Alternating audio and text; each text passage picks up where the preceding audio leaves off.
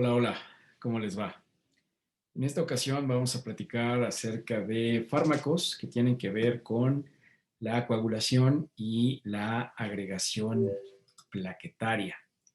Y entonces vamos a ver diferentes, ¿no? Van a ver que hay algunos que ya vimos, es el caso del ácido acetilsalicílico, y otros que tienen un lugar específico en la terapéutica y los invito a que revisen con especial cuidado sus mecanismos de acción. Entonces, eh, ¿cuáles son los que vamos a ver? Pues bueno, hay, una, hay un intrincado balance, ¿no?, entre el flujo sanguíneo y cómo se promueven los trombos. Ustedes saben perfectamente que el endotelio vascular, que es este tejido, esta capa celular que está entre el flujo sanguíneo y la capa muscular de los vasos sanguíneos, tiene un papel fundamental para conservar la integridad o para remediar algún, eh, algún problema que se haya suscitado en la integridad vascular, ¿no? Y entonces empieza un proceso en el que se promueve la coagulación para tratar de sanar este vaso sanguíneo y para eso evidentemente vamos a tener diferentes estrategias para modular este proceso protrombótico que sucede en algunas enfermedades y también vamos a ver cuáles son estas estrategias que han surgido a través del tiempo. Entonces, veremos a la heparina, ¿no? Veremos al rivaroxaban.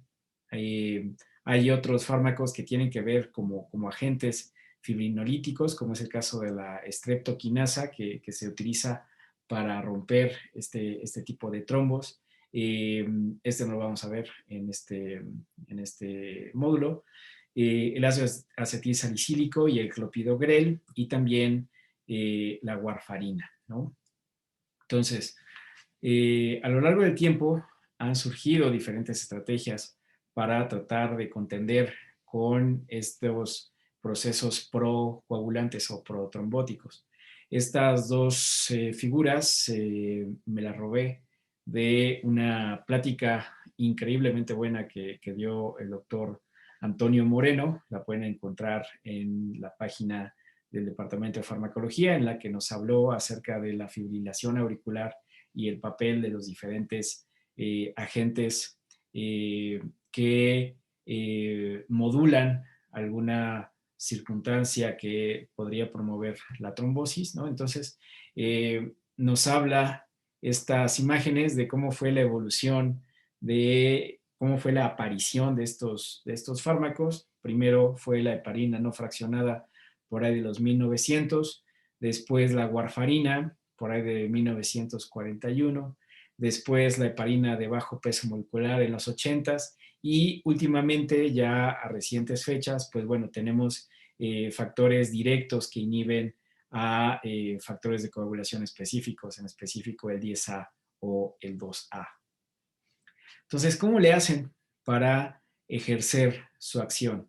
Pues bueno, hablando de los fármacos que tienen que ver con la anticoagulación, pues bueno, aquí está una cascada de coagulación, aquí están eh, células musculares y endoteliales, y entonces cuando se activan los procesos procoagulantes, el factor tisular activa al factor 7A, y entonces se promueve la conversión de factor 10 a 10A y de 9 a 9A, y estos a su vez, acuérdense que estas cadenas funcionan como simógenos, es decir, que son parte de una cadena de eventos que se van activando y acaba promoviendo la formación de trombina, el factor 2A, que se combina con fibrina y entonces hace los coágulos.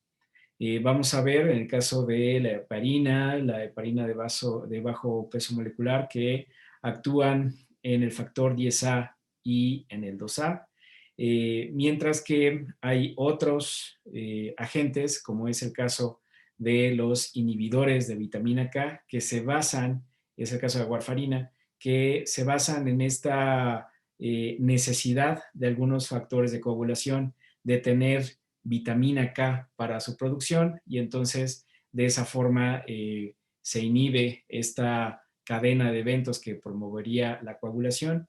Y por otro lado, también vamos a ver algunos agentes que limitan la agregación plaquetaria. Es el caso de los inhibidores de ciclooxigenasa. Ustedes saben perfectamente que eh, la ciclooxigenasa, además de producir prostaglandinas, produce tromboxano, ¿no? Tromboxano A2, que es un agente procoagulante. Y entonces, si nosotros inhibimos la síntesis de prostaglandinas y tromboxanos, por ejemplo, con ácido acetilsalicílico, pues se va a promover la no agregación plaquetaria. Y también otros fármacos, como el tipo del clopidogrel, que es un antagonista del receptor P2Y12, que también funciona como agregante plaquetario y entonces estos dos van a promover que no se forme un trombo de plaquetas.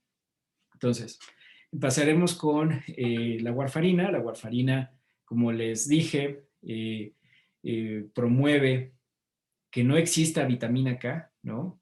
Es un antagonista de vitamina K y entonces lo que hace es que algunos factores de coagulación que dependen de la existencia de vitamina K no se formen. Entonces, el factor 2, el 7, el 9, el 10, la proteína C y la proteína S se sintetizan en el hígado y necesitan vitamina K para su bioactivación, ¿no? Entonces, si nosotros no tenemos vitamina K, entonces estos factores que sirven para la coagulación no funcionan, no sirven. Entonces, esta circunstancia, después de que nosotros administramos warfarina, pues se puede ver el efecto antitrombótico hasta después de varios días, por ahí de 4 a 5 días después, y esto se debe a que estos factores de coagulación tienen vidas medias largas, ¿no? Fíjense, el factor 2 tiene una vida media hasta de 50 horas, es por eso la razón de que tarda mucho tiempo en que se puede llegar a este estado antitrombótico. Otro de los fármacos que también es importante que revisemos, pues es la heparina de bajo peso molecular y el fondoparino. Y estos son anticoagulantes parenterales. La warfarina, a diferencia de estos, se administra por vía oral. La heparina se une a la antitrombina y acelera su acción, ¿no? La antitrombina inhibe los factores de la coagulación activados, particularmente la trombina y el factor 10A.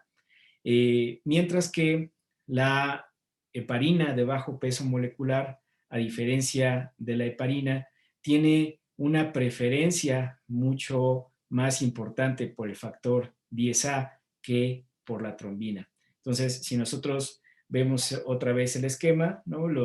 La heparina de peso molecular alto, la heparina convencional, actúa en el factor 10A y también en la trombina, mientras que la heparina de bajo peso molecular únicamente actúa aquí de forma predominante, ¿no? De una circunstancia de 3 a 1.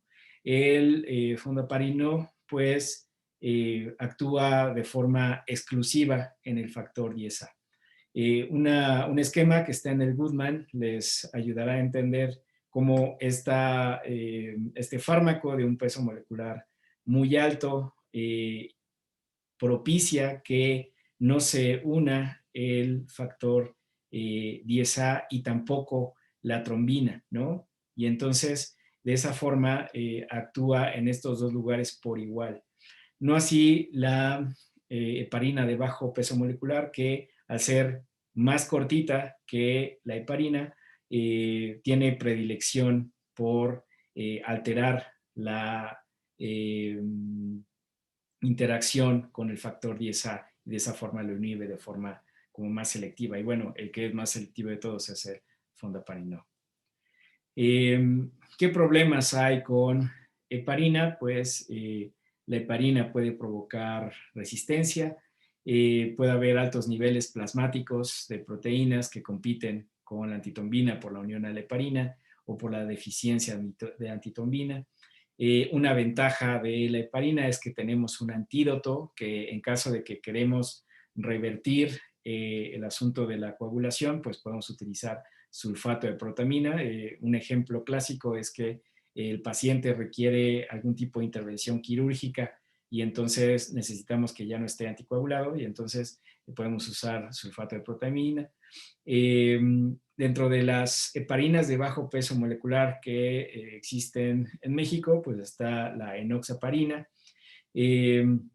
A diferencia de la heparina, su respuesta anticoagulante tiene un factor de predecibilidad mucho más certero, es más predecible. Y como antídoto podemos usar también el sulfato de protamina, pero su acción es parcial. Entonces, comparemos la heparina con las heparinas de bajo peso molecular. Vean la diferencia en los pesos moleculares. La heparina, como dije, actúa en el factor 10A y en el 2A, mientras que las de bajo peso molecular actúan en el 10A 3 veces más, de forma más importante que en el 2A. Vean la biodisponibilidad de la heparina, es como del 30% y depende de la dosis. Las de bajo peso molecular tienen una biodisponibilidad más predecible, como dije. Su vida media, vean las variaciones de la heparina, puede durar hasta 8 horas, mientras que la de bajo peso molecular sabemos que anda por ahí de 4 horas. Esta se elimina por vía renal. Para esta sí tenemos un antídoto. Para esta tenemos un antídoto parcial. Y si lo comparamos con esta versión de heparina de bajo peso molecular muy selectiva, pues aquí únicamente la predilección es por el factor 10A, ¿no? Otra estrategia es la inhibición directa del factor 10A a través de una acción de administración oral, que es el caso del rivaroxaban. Su acción pues, es la reducción en la generación de trombina, ¿no? Si se inhibe el factor 10A, entonces inhibe este paso de protrombina a trombina, ¿no? Suprime la agregación plaquetaria y también la formación de fibrina.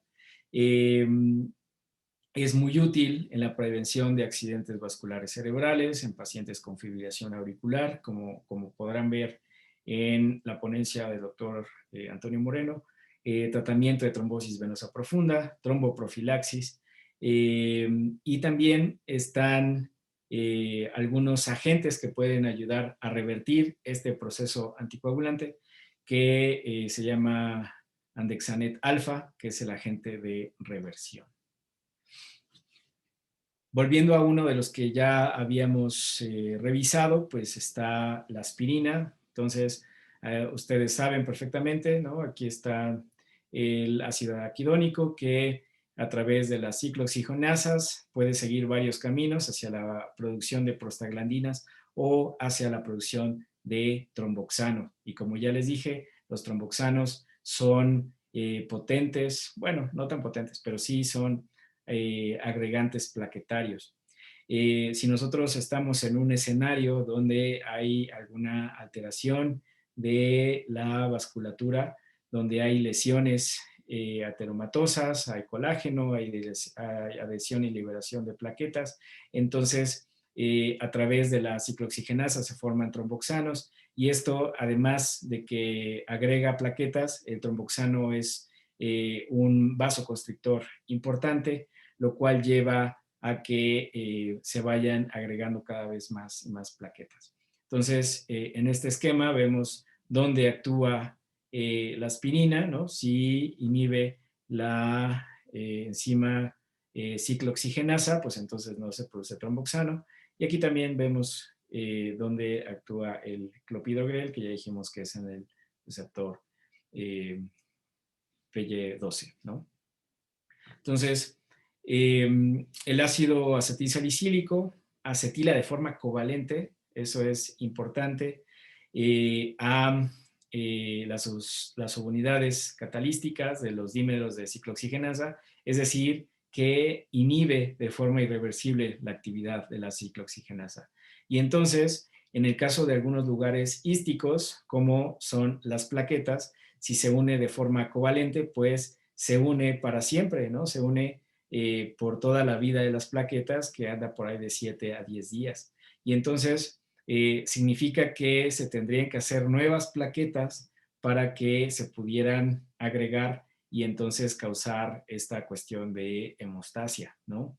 Entonces, por esta circunstancia, se necesitan este periodo de tiempo para que un paciente pueda volver a generar algún coágulo, ¿no? Pensando en este escenario hipotético donde necesita alguna intervención quirúrgica. Como ya sabíamos, las reacciones adversas vinculadas al ácido acetilsalicílico pues, tienen que ver con su intervención en la síntesis de prostaglandinas, ¿no? El revestimiento mucoso en el estómago que se ve inhibido por la síntesis de prostaglandinas, pues bueno, va a causar úlcera gástrica, va a causar hemorragias, degeneración macular, etcétera. Y importante, la coadministración de ácido acetilsalicílico ante algún proceso viral puede causar síndrome de Reye, como ya lo habíamos visto. El clopidogrel, como habíamos visto en este esquema al principio, es un antagonista del receptor P2Y12, ¿no? Que aquí está y es muy importante para mandar la señal de agregación plaquetaria. El clopidogrel es un profármaco que necesita su biotransformación a través de citocromo CYP2C19. Entonces, si nosotros no tenemos, o más bien, si esta enzima no está funcionando bien, si tenemos inhibidores de este citocromo, de esta familia de citocromos, entonces la actividad de clopidogrel se va a ver disminuida. ¿Cómo se ven estos parámetros farmacocinéticos? Pues bueno, fíjense todos, ¿no? Aquí está aspirina, clopidogrel, warfarina, heparina, enoxaparina y rivaroxaban. Vean cuáles son orales, ¿no? Aquí está aspirina, clopidogrel, warfarina y rivaroxaban. Vean cuáles son parenterales. Es el caso de la heparina y la heparina de bajo peso molecular, que es la enoxaparina. Habíamos dicho que en el caso de aspirina, pues los efectos adversos más comunes es hemorragia gastrointestinal, úlcera y síndrome de Reye en caso de que haya exposición a alguna infección viral. Incluso se ha observado síndrome de Reye ante la exposición a una vacuna de influenza con virus vivos, ¿no? Si nosotros coadministramos aspirina con otros antiinflamatorios no esteroideos, pues aumentamos el riesgo de sangrado, evidentemente. Ya habíamos visto esta interacción entre antiinflamatorios no esteroideos y diuréticos. Acuérdense que la inhibición de prostaglandinas a nivel renal provoca una disminución de la perfusión renal y entonces diuréticos más aspirina puede provocar daño renal. Algo muy curioso, ¿no? Ustedes van a ver aquí el apio. El apio resulta que es un precursor de estos antiagregantes, no antiagregantes, fármacos que pueden provocar la coagulación, anticoagulantes. Es un alimento que se parece desde su forma de estructura química a estos anticoagulantes cumarínicos y entonces se puede aumentar el riesgo de sangrado.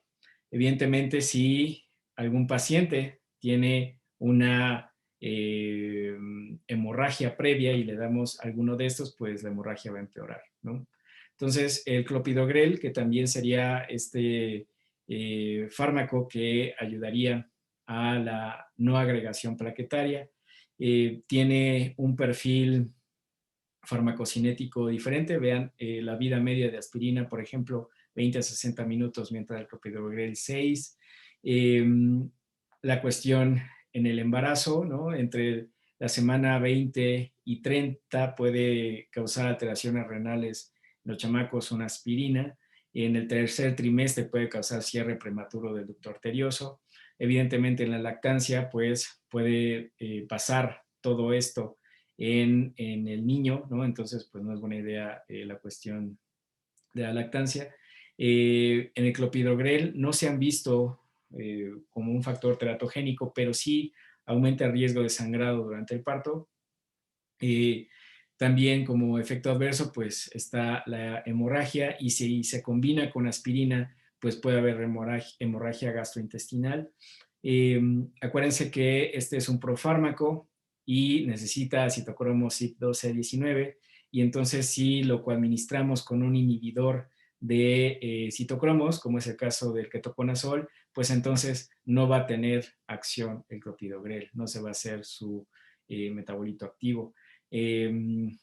Otro alimento que puede que haya o tenga interacciones, pues es el jugo de toronja, que ustedes saben que es un potente inhibidor de los citocromos, entonces no se crearían los metabolitos activos y no funcionaría, ¿no? Yéndonos a estos, la warfarina se administra por vía oral y como ya vieron, ya tiene muchos años en el que se puede utilizar en el mercado. El problema con la warfarina es que eh, tiene una, un comportamiento farmacocinético muy difícil. Es muy difícil titular la warfarina, inclusive en la alta especialidad. Entonces, si se necesita utilizar warfarina, asegúrense de que sea de la mano de un especialista. En general, todas estas estrategias son de especialidad, pero bueno, es interesante conocer los mecanismos de acción. Eh, Puede causar defectos de nacimiento y aborto si se utiliza durante el embarazo y a pesar de eso no se elimina por leche materna y entonces puede ser útil en la lactancia. Como reacciones adversas se puede observar la pérdida del cabello, puede haber alopecia y evidentemente como todos hemorragia. Si ustedes combinan warfarina con cualquier otro anticoagulante, pues entonces el riesgo de sangrado aumenta. Si su biotransformación es a través de citocromo 12:9 y entonces antiinductores o inhibidores del citocromo, pues entonces su acción fluctúa. Hablando de heparina, aquí ven que hay una administración intravenosa, subcutánea e intramuscular. La versión subcutánea, a diferencia de la enoxaparina, su biodisponibilidad es variable, mientras que la enoxaparina sabemos cuál es su biodisponibilidad exacta, ¿no? Los dos se eliminan por vía renal y hepática, se metabolizan en el hígado. Vean las vidas medias dependientes de la dosis. Si las dosis van creciendo, las vidas medias también. Y entonces eso hace difícil porque si la biodisponibilidad es variable, entonces las vidas medias también y entonces no tenemos tanto control sobre el tiempo en el que va a estar anticoagulado el paciente. A pesar de eso, no atraviesa la barrera placentaria en el embarazo y tampoco se elimina a través de leche materna, entonces es compatible con estas dos circunstancias. Puede causar hemorragia, ya dijimos, altera pruebas de función hepática. Si se combina con algunos otros anticoagulantes, pues aumenta el riesgo de sangrado. Si hay insuficiencia renal en estos pacientes, pues evidentemente puede ser el factor en que aumente el riesgo de sangrado porque no se está eliminando el fármaco. Aquí me llamó la atención que el ajo es un alimento que puede propiciar el sangrado porque tiene algunas propiedades anticoagulantes. Y entonces, pues bueno, díganle a los pacientes que están en heparina, pues que no coman tantos ajos. Algo importante de warfarina que se me pasó a decir es que estas circunstancias de inhibición de la vitamina K se puede revertir si la gente, los pacientes comen cosas verdes.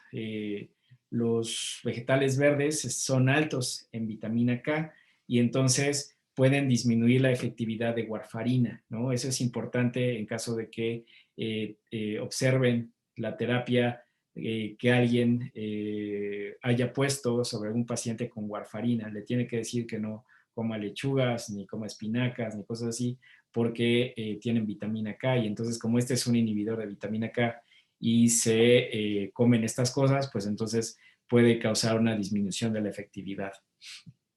La enoxaparina, como ya dijimos, tiene un perfil cinético mucho más estable, no depende de la dosis, es mucho más predecible.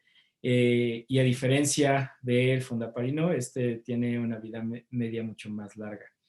Puede causar hemorragias, las mismas consideraciones con AINES y con diuréticos que ya habíamos visto. Y en el caso de rivaroxaban, también se administra por vía oral. Eh, las comidas mejoran su biodisponibilidad, su metabolismo es a través del CYP3A4, también tiene interacción con P-glicoproteína y con esta proteína de Breast Cancer Receptor Protein, que como ya vimos cuando vimos transporte de fármacos, pues son proteínas que sirven para la eliminación, ¿no? Su vida media anda por las 7 y 11 horas. No hay información contundente acerca de la seguridad durante el embarazo y de plano en la lactancia no es buena idea. Puede causar hemorragia y si se combina rivaroxaban con warfarina, pues puede haber hemorragia digestiva. Como su biotransformación es a través de citocromo CYP3A4, inhibidores o inductores potentes pueden causar cambios importantes sobre las concentraciones de rivaroxaban y entonces pueden modificar este factor de eficacia de la terapéutica o de presencia de reacciones adversas. Entonces, como recomendación, eh, les digo que vean esta plática del doctor Antonio Moreno, que va a estar arriba en la página del Departamento de Farmacología. Espero que les sea útil y si tienen dudas, escriban. Que estén muy bien.